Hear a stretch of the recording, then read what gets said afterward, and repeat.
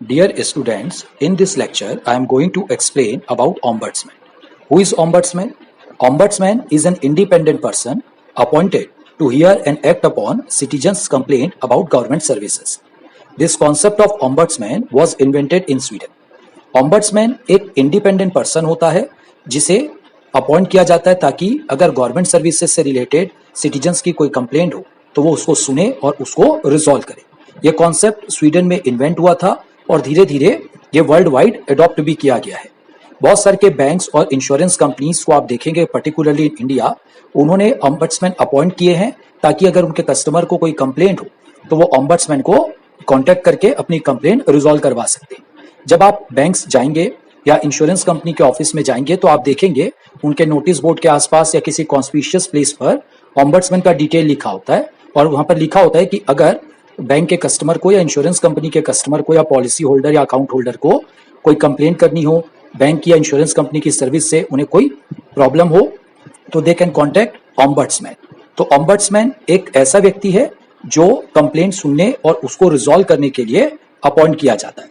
सेबी ने भी ऑम्बड्समैन के कॉन्सेप्ट को अडॉप्ट किया है। इन्वेस्टर्स की कई कंप्लेंट होती है, डिविडेंड को लेकर के, रिफंड को लेकर, ट्रांसफर को लेकर और भी कई कंप्लेंट इन्वेस्टर्स की होती है। तो इन्वेस्टर्स को सेबी ने ऑम्बड्समैन का प्लेटफॉर्म प्रोवाइड किया है ताकि वो अपनी कंप्लेंट वहां कर सके और अपनी कंप्लेंट का रिजोल्यूशन करवा सके। इसके लिए सेबी ने सेबी ऑम्बड्समैन रेगुलेशन 2003 बनाया है जिसके बारे में हम यहाँ पर देखेंगे। पहले कुछ कीवर्ड्स देखते हैं। ऑम्बड्समैन, ऑम्बड्समैन का मीनिंग है एक ऐसा व्यक्ति जो रेगुलेशन 3 के अंदर अपॉइंट किया जाता है और इसमें स्टाइपेंडरी ऑम्बड्समैन भी इंक्लूड है। स्टाइपेंडरी ऑम्बड्समैन कौन होता है? एक ऐसा व्यक्ति जिसे रेगुलेशन 9 में अपॉइंट किया जाता है। ये ऑम्बड्समैन की तरह ही काम करता है लेकिन ये किसी स्पेसिफिक मैटर के लिए या फिर किसी स्पेसिफिक टेरिटोरियल जुरिस्डिक्शन के लिए, किसी पर्टिकुलर मैटर के लिए अपॉइंट किया जाता है और इसको सेबी इसके एक्सपेंसेस, होनोरेरियम, सिटिंग फी जो भी सेबी को उचित लगे वो देता है। स्टाइपेंडरी ऑम्बड्समैन को हम कह सकते हैं कि वो किसी पर्टिकुलर मैटर के लिए ही आता है लेकिन ऑम्बड्समैन की तरह ही वो काम करता है। कंप्लेंट, कंप्लेंट का मतलब है एक रिप्रेजेंटेशन इन राइटिंग जिसमें इन्वेस्टर अपनी ग्रीवेंसेस को, अपनी कंप्लेंट को, अपनी दिक्कत को बताता है। कंप्लेनेंट, कंप्लेनेंट मतलब कोई इन्वेस्टर जिसने कंप्लेंट की है ऑम्बड्समैन के पास और इसमें जो कंप्लेनेंट है उसमें इन्वेस्टर्स एसोसिएशन भी आएगी जिसको सेबी ने रिकॉग्नाइज किया है, यानी इन्वेस्टर एसोसिएशन भी कंप्लेंट कर सकती है ऑम्बड्समैन के पास। नेक्स्ट कीवर्ड है इन्वेंटर, इन्वेस्टर। इन्वेस्टर का मतलब क्या होता है? तो एक ऐसा व्यक्ति जो सिक्योरिटीज में इन्वेस्ट करता है, बाय सेल करता है या सिक्योरिटी में डील करता है, ऐसे व्यक्ति को हम इन्वेस्टर कहते हैं। लिस्टेड कंपनी, लिस्टेड कंपनी का मतलब है एक ऐसी कंपनी जिसकी सिक्योरिटीज किसी रिकॉग्नाइज्ड स्टॉक एक्सचेंज में लिस्टेड है और इसमें वो पब्लिक कंपनियां भी आती है जो अपनी सिक्योरिटीज स्टॉक मार्केट में लिस्ट करवाना चाहती है, यानी the company which intends to get its security listed. Next है टेरिटोरियल जुरिस्डिक्शन। ये जितने भी ऑम्बड्समैन और स्टाइपेंडरी ऑम्बड्समैन सेबी अपॉइंट करता है उन सब का अपना एक टेरिटोरियल एरिया या जुरिस्डिक्शन होता है जहां पर वो अपना पावर और अपने फंक्शन करते हैं। किस ऑम्बड्समैन का एरिया क्या होगा ये सेबी अपने ऑर्डर से बताता है। नेक्स्ट है power and functions of ombudsman. Ombudsman के क्या क्या पावर और फंक्शन है? सबसे पहला जो पावर है टू रिसीव कंप्लेंट। अगर किसी भी लिस्टेड कंपनी या रजिस्टर्ड मार्केट इंटरमीडिएरी या दोनों के अगेंस्ट अगर कोई कंप्लेन है इन्वेस्टर को तो वो ऑम्बड्समैन के पास कंप्लेन कर सकता है। ऑम्बड्समैन को पावर है कंप्लेंट रिसीव करने का। सेकंड है जो पावर उन कंप्लेंट्स को कंसीडर करना और उन कंप्लेंट्स का अगर कोई एमिकेबल सॉल्यूशन हो सकता है, सेटलमेंट हो सकता है तो वो फैसिलिटेट करना। तीसरा जो पावर है, जो पार्टीज है अगर उनके बीच में कोई एमिकेबल सेटलमेंट या फ्रेंडली सेटलमेंट हो गया है तो उसको अप्रूव करना, ये भी ऑम्बड्समैन का पावर होता है। और अगर कोई फ्रेंडली सेटलमेंट या एमिकेबल सेटलमेंट नहीं हो पा रहा है तो ऑम्बड्समैन को एक और पावर है, फिर वो कंप्लेंट को एडजुडिकेट करेगा और उसको जो उचित लगेगा वो वैसा फैसला सुना सकता है। तो ये ऑम्बड्समैन के पावर हैं जो कंप्लेंट को रिसीव करने से लेकर उसके प्रॉपर रिजोल्यूशन तक का पूरा पावर ऑम्बड्समैन के पास होता है। नेक्स्ट है ऑम्बड्समैन का फंक्शन। ऑम्बड्समैन को हर साल एक एनुअल बजट बनाना होता है विद कंसल्टेशन विद सेबी और इस बजट के अंदर ही उसको अपने पूरे एक्सपेंडिचर मेंटेन करने होते हैं। इसके साथ हर साल उनको सेबी के पास अपनी एक एनुअल रिपोर्ट जमा करनी होती है। जैसे फाइनेंशियल ईयर एंड होता है वहां से 3 महीने के अंदर ऑम्बड्समैन अपनी एक एनुअल रिपोर्ट जिसमें उसने पूरे साल भर में उसकी क्या क्या उसके ऑफिस की एक्टिविटी है वो पूरी चीजें बताता है। सेबी अगर कोई इंफॉर्मेशन ऑम्बड्समैन से मांगता है तो ऑम्बड्समैन की ड्यूटी है कि सेबी को वो इंफॉर्मेशन फर्निश करे। Procedure for filing a complaint. अगर किसी भी व्यक्ति को किसी लिस्टेड कंपनी या किसी रजिस्टर्ड मार्केट इंटरमीडियरी से कोई ग्रीवेंस है, कोई कंप्लेंट है, कोई भी शिकायत है, तो वो खुद या फिर अपने किसी ऑथोराइज रिप्रेजेंटेटिव के थ्रू या किसी रिकॉग्नाइज्ड इन्वेस्टर एसोसिएशन के थ्रू अपनी कंप्लेंट ऑम्बड्समैन के पास कर सकता है। इसका क्या प्रोसीजर होगा? तो सबसे पहले आपको राइटिंग में कंप्लेंट तैयार करनी होगी लिस्टेड कंपनी या इंटरमीडियरी के अगेंस्ट, और उस ऑम्बड्समैन के पास आपको कंप्लेंट करनी है जिसके जुरिस्डिक्शन में लिस्टेड कंपनी या इंटरमीडियरी का रजिस्टर्ड ऑफिस सिचुएटेड है।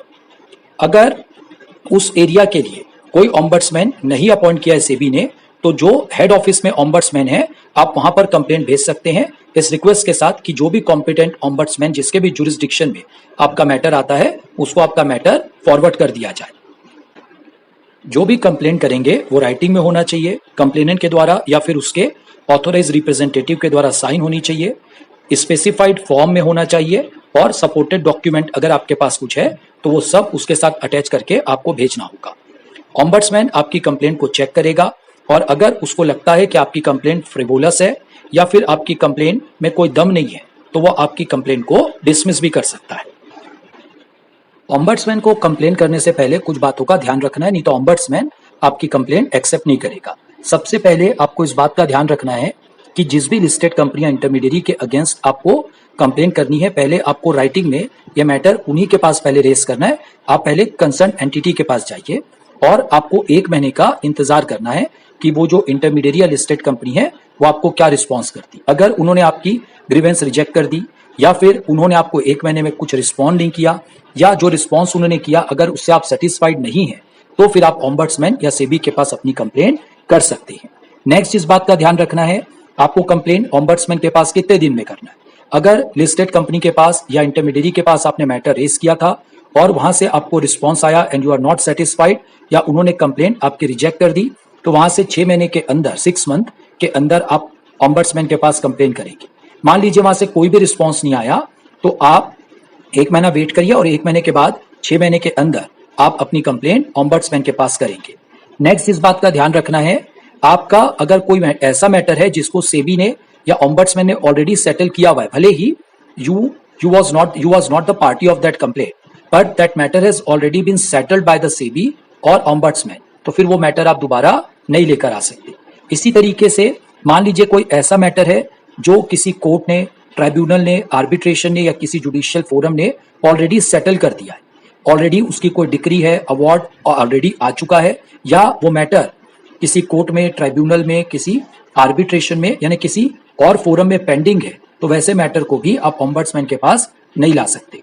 इसके साथ साथ इस बात का भी आपको ध्यान रखना है कि अगर कोई ऐसा मैटर है जिसके ऊपर सेबी ने ऑलरेडी एक्शन ले लिया है तो उन मैटर्स को भी आप ऑम्बड्समैन के पास लेकर नहीं आ सकते। तो इन बातों का आपको ध्यान रखना है जब भी आप ऑम्बड्समैन के पास कंप्लेन करना चाहते हैं। Next, power to call for information.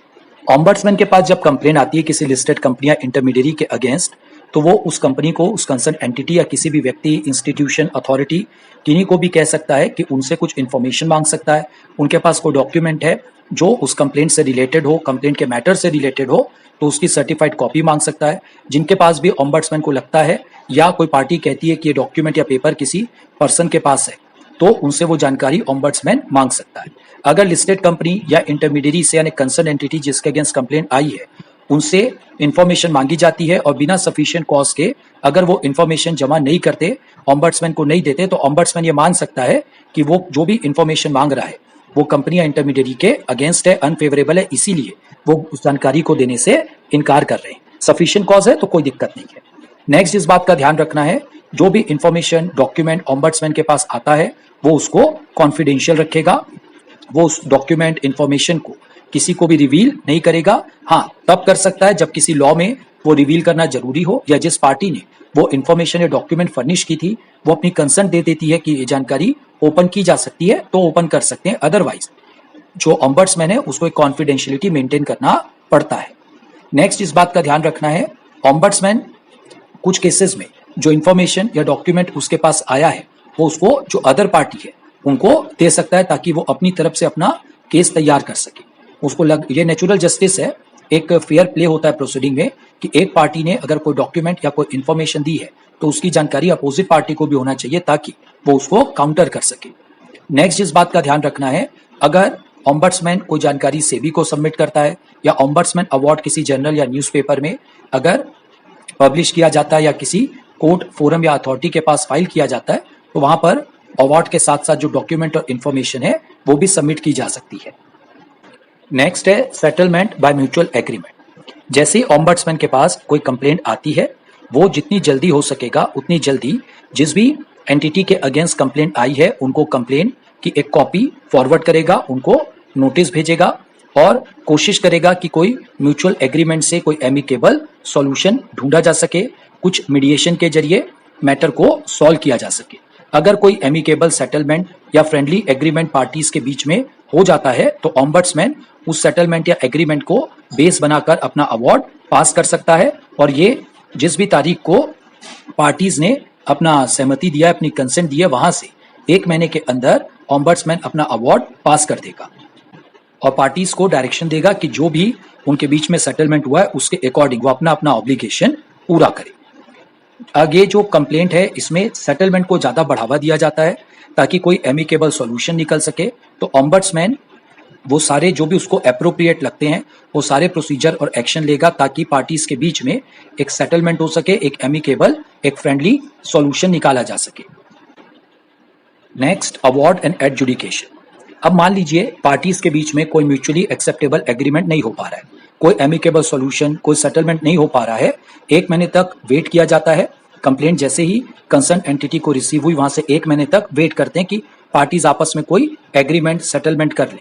हालांकि इस पीरियड को ऑम्बड्समैन एक्सटेंड भी कर सकते हैं, लेकिन फिर भी अगर कोई म्यूचुअली एक्सेप्टेबल एग्रीमेंट नहीं हो पा रहा है, कोई सेटलमेंट नहीं हो पा रहा है, तो उस केस में जो ऑम्बड्समैन है वो सभी पार्टीज को एक अपॉर्चुनिटी प्रोवाइड करेगा अपना पक्ष रखने के लिए, और फिर सबकी बातों को सुनकर और जो भी मटेरियल, जो भी डॉक्यूमेंट, एविडेंस उसके सामने है, उसके आधार पर वो अपना अवार्ड राइटिंग में पास करेगा और उसको जो अप्रोप्रिएट लगे वैसा वो डायरेक्शन दे सकता है।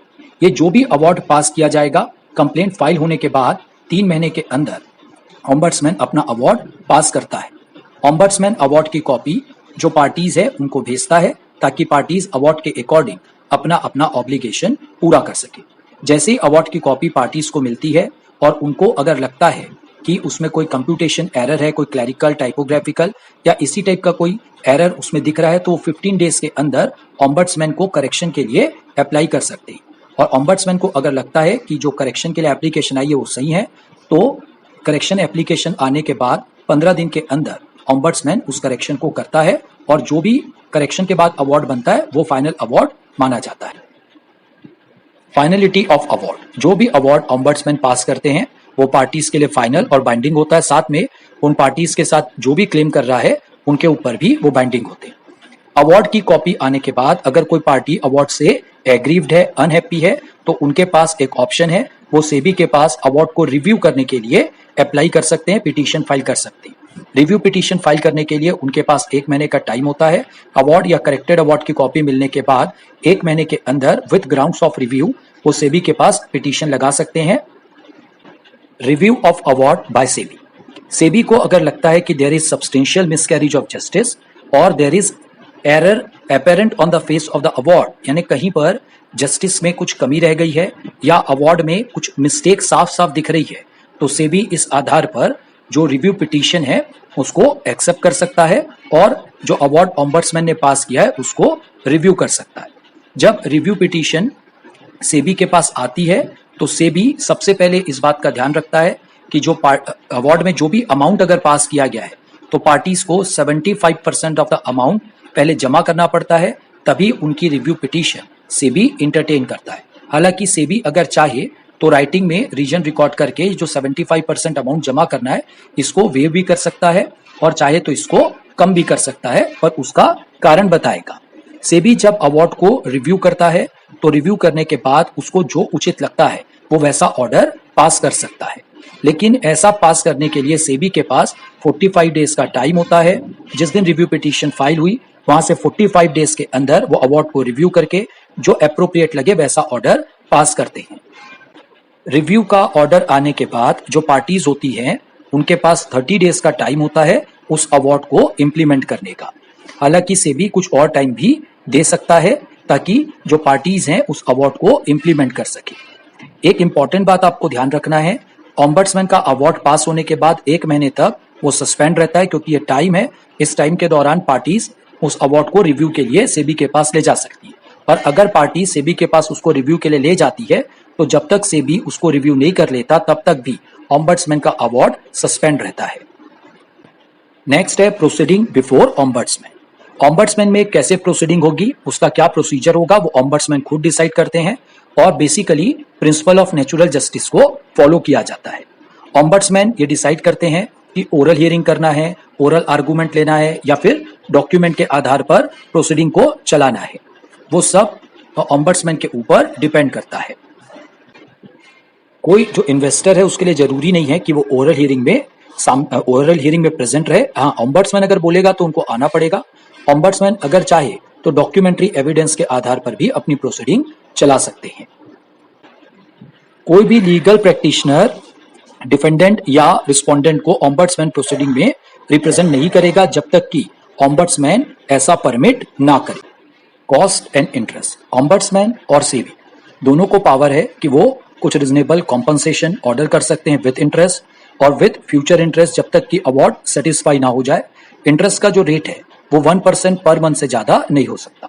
इसके साथ ऑम्बड्समैन जब अपना अवार्ड पास करते हैं और सेबी जब रिव्यू में अपना अवार्ड पास करता है तो जो कॉस्ट ऑफ प्रोसीडिंग है उसको भी वो डिसाइड कर सकते हैं और ये कॉस्ट ऑफ प्रोसीडिंग को अवार्ड में इंक्लूड भी किया जा सकता है। अगर कोई फ्रिवोलस कंप्लेन या रिव्यू पिटीशन फाइल की गई है तो सेबी या ऑम्बड्समैन उसका पूरा कॉस्ट जो कंप्लेनेंट है उसके ऊपर इंपोज कर सकते हैं। नेक्स्ट है इम्प्लीमेंटेशन ऑफ द अवार्ड। ये जो भी अवार्ड ऑम्बड्समैन की तरफ से पास किया जाता है या सेबी रिव्यू पिटीशन में जो भी अवार्ड पास करता है उसको पार्टीज को इम्प्लीमेंट करना होता है। इसके लिए पार्टीज को 1 महीने का टाइम होता है। 1 महीने के अंदर उनको अवार्ड के अकॉर्डिंग जो भी उनके ऑब्लिगेशंस है उसको पूरा करना होता है। हालांकि सेबी और ऑम्बड्समैन ऑर्डर को इम्प्लीमेंट करने के लिए कुछ और पीरियड भी प्रेस्क्राइब कर सकते हैं। अगर कोई पार्टी अवार्ड को या सेबी के रिव्यू पिटीशन के ऑर्डर को इम्प्लीमेंट नहीं कर पाती है with in the prescribe time without reasonable cost तो उनके अगेंस्ट एक्शन लिया जा सकता है। ऐसा माना जा सकता है कि उन्होंने इन्वेस्टर ग्रीवेंस को रिजॉल्व नहीं किया और उनके ऊपर सेक्शन 15C सेबी एक्ट के अंदर पेनल्टी लगाई जा सकती है। इसके साथ साथ उनके अगेंस्ट सेबी एक्ट के सेक्शन 11 सबसेक्शन 4 के अंदर एक्शन लिया जा सकता है। कंपनी की सिक्योरिटीज को डिलिस्ट या सस्पेंड किया जा सकता है। इसके साथ साथ कोई गिल्टी पर्सन है तो उनको सिक्योरिटी मार्केट से डिबार किया जा सकता है। इसके साथ साथ जो भी सिक्योरिटीज हैं उसकी डीलिंग से उनको डिबार किया जा सकता है। अगर कोई इंटरमीडियरी है तो उनके सर्टिफिकेट ऑफ रजिस्ट्रेशन को सस्पेंड या कैंसिल किया जा सकता है और इसके साथ साथ फैक्ट और सर्कमस्टेंसेस के अकॉर्डिंग जो भी एप्रोप्रिएट हो वो एक्शन लिया जा सकता है। इसीलिए सेबी जो रिव्यू पिटीशन में ऑर्डर पास करता है या ऑम्बड्समैन का जो ऑर्डर फाइनल अवार्ड होता है उसको अच्छे से इंप्लीमेंट करना सभी पार्टीज का ऑब्लिगेशन होता है। नेक्स्ट है display of the particulars of ombudsman. जितनी भी लिस्टेड कंपनी और रजिस्टर्ड इंटरमीडियरीज हैं उनकी ड्यूटी है कि वो सेबी के द्वारा अपॉइंटेड जो भी उनके एरिया के ऑम्बड्समैन है उनका नाम और एड्रेस अपने यहाँ डिस्प्ले करे, अपने प्रीमाइसेस में डिस्प्ले करे। ऐसे डिस्प्ले करे कि जब शेयर होल्डर, इन्वेस्टर या यूनिट होल्डर उनके ऑफिस में आए तो उनको वो दिखे, यानी कोई कॉन्स्पिशियस प्लेस पर ऑम्बड्समैन का नाम और एड्रेस होना चाहिए और लिखा होना चाहिए कि अगर कोई जो क्लाइंट है या शेयर होल्डर या इन्वेस्टर है उसको कोई कंप्लेन करनी हो, वो एग्रीव्ड है तो इनके पास वो कंप्लेन कर सकता है। इसके साथ जो ऑफर डॉक्यूमेंट कंपनी इशू करती है या कोई क्लाइंट एग्रीमेंट जो इंटरमीडियरी के साथ किया जाता है उसमें भी ऑम्बड्समैन के थ्रू ग्रीवेंस कैसे रिड्रेस करवाया जाता है उसका पूरा डिटेल डिस्क्लोज करना जरूरी है। अगर ऑम्बड्समैन का नाम डिस्प्ले नहीं किया जा रहा है या ग्रीवेंस रिड्रेशन मैकेनिज्म थ्रू ऑम्बड्समैन ठीक से नहीं बताया जा रहा है तो जो पार्टीज हैं, जो लिस्टेड कंपनी या इंटरमीडियरीज हैं, उनके against section 15A SEBI act में पीनल एक्शन लिया जा सकता है। Thank you for watching. Subscribe my channel for more lecture.